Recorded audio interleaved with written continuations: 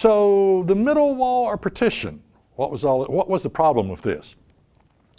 Well, the problem is this: Christ came together Jews and Gentiles unto one nation. That was the problem with it. Now let's take a look at some scriptures that talk about this. The gathering of one nation of all races of people, regardless of race, regardless of color of skin, regardless of who they are. John 11 and verse 49, we read here, and one of them named Caiaphas, being the high priest that same year, said unto them, You know nothing at all, nor consider that it is expedient for us that one man should die for the people, and that the whole nation perish not. And this spake he not of himself, but being the high priest that year, he prophesied that Jesus should die for that nation. And now notice this, and not for that nation only, but that also he should gather together in one the children of God that were scattered abroad. Jesus never wanted this exclusive religion of the Jews.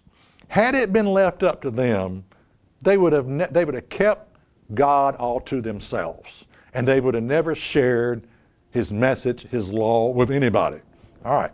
You know, Christ said that he would be one flock unto one shepherd, that there would be one flock under one shepherd. Christ said there would be one flock under one shepherd. John 10 and verse 16, and I have other sheep that are not of this fold, I must bring them also, and they will listen to my voice, so there will be one flock, one shepherd. Paul talks about the Gentiles are fellow heirs and partakers of the promise given to Israel. Let's notice this. Ephesians 3 and verse 6.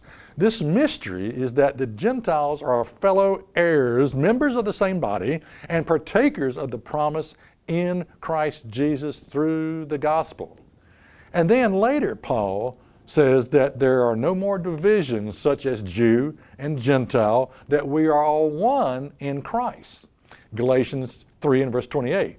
There's neither Jew nor Greek, there's neither slave nor free, there's neither male or female, for you are all one in Christ Jesus.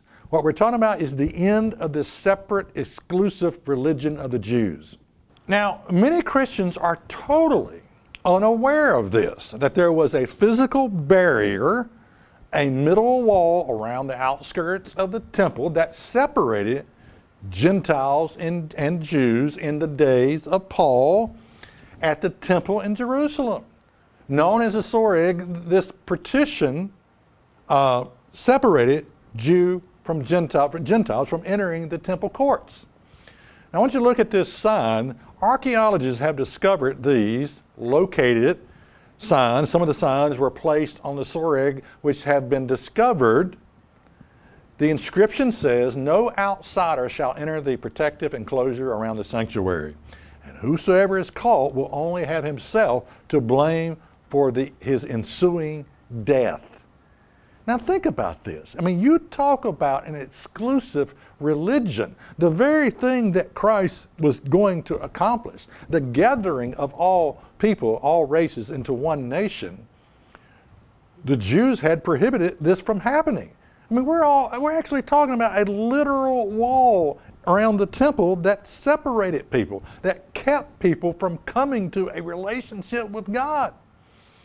I mean, you walked around in fear. You wanted to know God. You wanted to come into the temple. You wanted to worship God, but you could not because of this middle wall of partition.